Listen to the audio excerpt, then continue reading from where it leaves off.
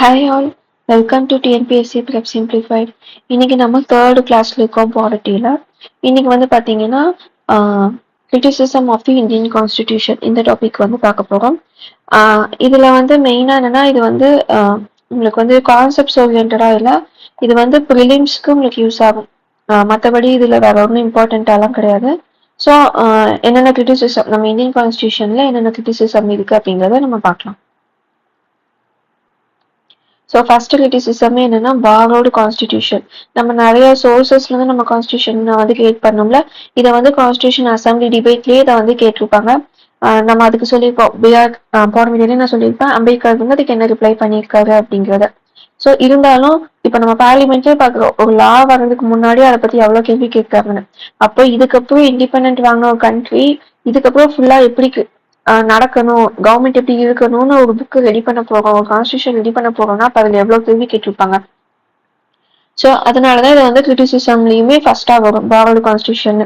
Back of borrowing, patch work, hotch potch constitution, இது மாதிரி நிறைய வேர்ட்ஸ்ல வந்து நம்ம கான்ஸ்டியூஷன் வந்து அது கிரிட்டிசிசம் பண்ணியிருப்பாங்க.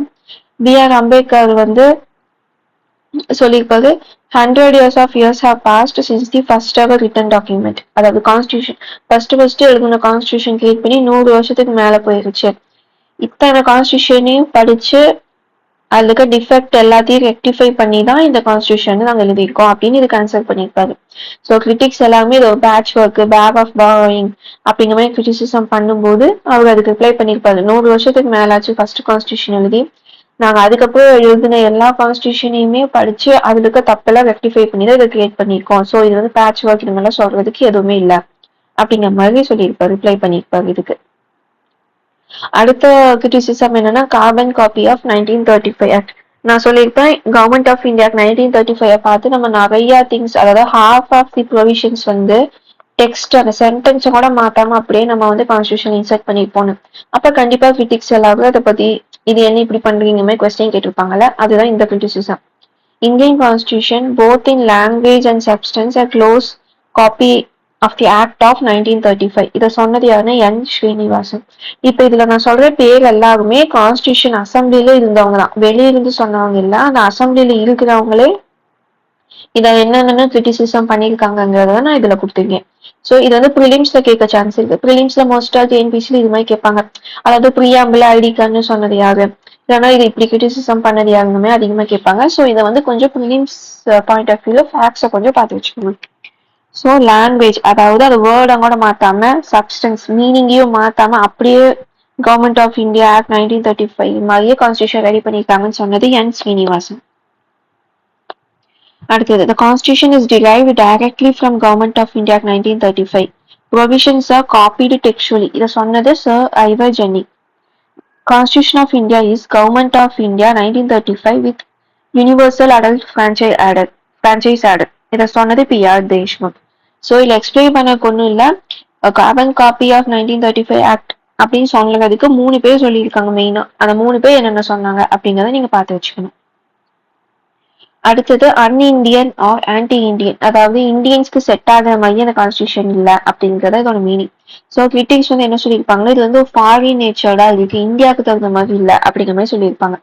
ஸோ அதோட எக்ஸாம்பிள் பார்த்தீங்கன்னா கே ஹனுமந்தையா, இவரும் கான்ஸ்டியூஷன் அசம்பிளில மெம்பர் தான். என்ன சொல்லியிருப்பாங்கன்னா எங்களுக்கு வந்து வீணா சீட்டாவோட மியூசிக் வேணும், ஆனா இங்க கொடுத்துருக்கிறது என்னமோ இங்கிலீஷ் பேன். ஸோ இது மாதிரி கம்பேர் பண்ணி சொல்லியிருப்பாரு.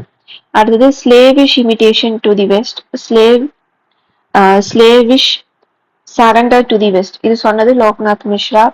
Ideas of constitution doesn't suit India. Constitution would break down soon after being into operation. So Lakshmi Narayan Sahoo அவர் என்ன சொல்லுவாங்கன்னா இந்த கான்ஸ்டியூஷன் வந்து இந்தியாவுக்கு சூட் ஆகவே இல்லை, அப்படியே இது வந்து யூசேஜுக்கு வந்தாலும் அது வந்த உடனேவே இது வந்து ரிப்பீல் ஆயிரும், இது வந்து பீப்புள் ஃபாலோ பண்ண மாட்டாங்க அப்படிங்கிற மாதிரி சொல்லியிருப்பாரு. சொன்னது யாருன்னா லக்ஷ்மி நாராயண் சாஹூ. அதுவே வந்து ஸ்லேவிஷ் சரண்டர் இல்லைன்னா ஸ்லேவிஷ் இமிடேஷன் இப்படி சொன்னது லோக்நாத் மிஸ்ரா.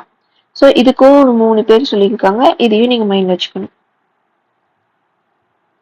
நெக்ஸ்ட் வந்து அன்காந்தியன் கான்ஸ்டிடியூஷன்.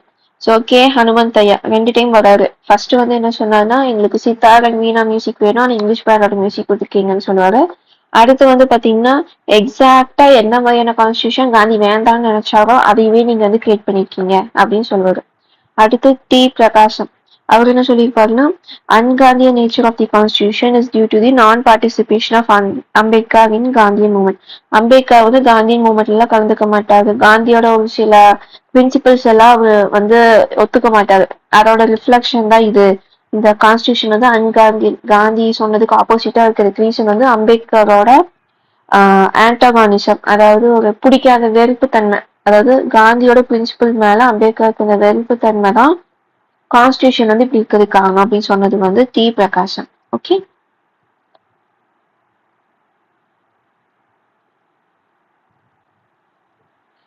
எலிஃபண்டின் சைஸ்.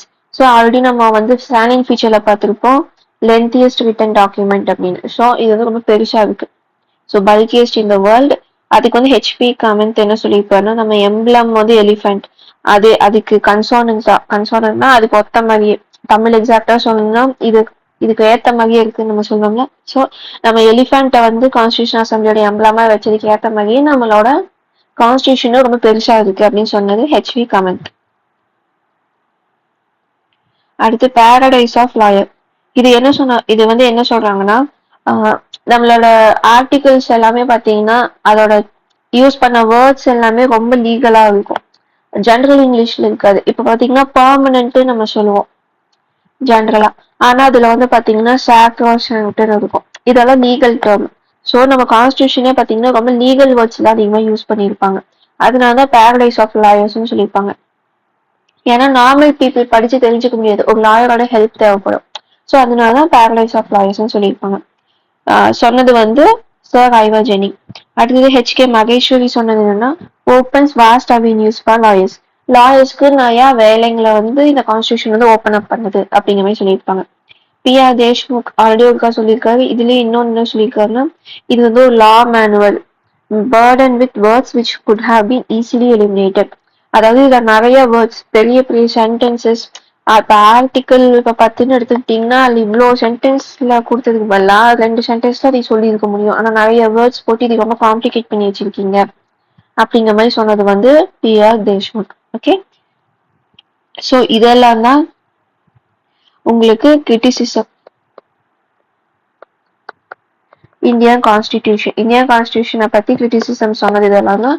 இது வந்து உங்களுக்கு ப்ரிலிம்ஸ்க்கு வந்து கொஞ்சம் இம்பார்ட்டண்டா இருக்கும். இதுல இருக்கிற நேம்ஸா அவங்க என்ன சொன்னாங்க அப்படிங்கறது நீங்க ரிவைஸ் பண்ணி வச்சுக்கோங்க. ஸோ அதுதான் மோஸ்ட் ஆஃப் ப்ரிலிம்ஸ்ல கேட்பாங்க. இதுல மற்றபடி எக்ஸ்பிளைன் பண்றதுக்கோ படிக்கிறதுக்கோ புரிஞ்சுக்கிறதுக்கோ பெருசா ஒன்றும் இல்லை. அந்த ஃபேக்ட்ஸை மட்டும் நீங்க மைண்ட்ல வச்சுக்கிற மாதிரி இருக்கும். ஸோ அவ்வளவுதான், இந்த டாபிக் வந்து இதோட முடிஞ்சது. அடுத்து வந்து பாத்தீங்கன்னா சோர்சஸ். இது வந்து உங்களுக்கு நோட்ஸா நான் வந்து டெலகிராம்ல வந்து அப்டேட் பண்றேன். ஸோ நீங்க அதுல படிச்சுக்கோங்க. அதாவது கவர்மெண்ட் ஆஃப் இந்தியா ஆக்ட்ல இருந்து நம்ம என்னெல்லாம் எடுத்தோம், ரஷ்யன் கான்ஸ்டிடியூஷன் என்னெல்லாம் எடுத்தோம், பிரான்ஸ்ல இருந்து என்னெல்லாம் எடுத்தோம்னு உங்களுக்கு ஒரு டேப்லெட் காலமே நான் அதுல கொடுத்துருப்பேன். ஸோ நீங்க அது படிச்சுக்கிட்டீங்கன்னா உங்களுக்கு கொஞ்சம் ஈஸியா இருக்கும். ஓகே, அடுத்த பாலிட்டி வீடியோல வந்து மீட் பண்றேன். இதுல ஏதாச்சும் உங்களுக்கு டவுட் இருக்கு, இல்ல வேற ஏதாச்சும் சப்ஜெக்ட் உங்களுக்கு ஏதாச்சும் டாபிக் புரியல, அது மாதிரி ஏதாச்சும் கமெண்ட் பண்ணுங்க, நான் அதுக்கும் வீடியோ போடுறேன். Okay, by.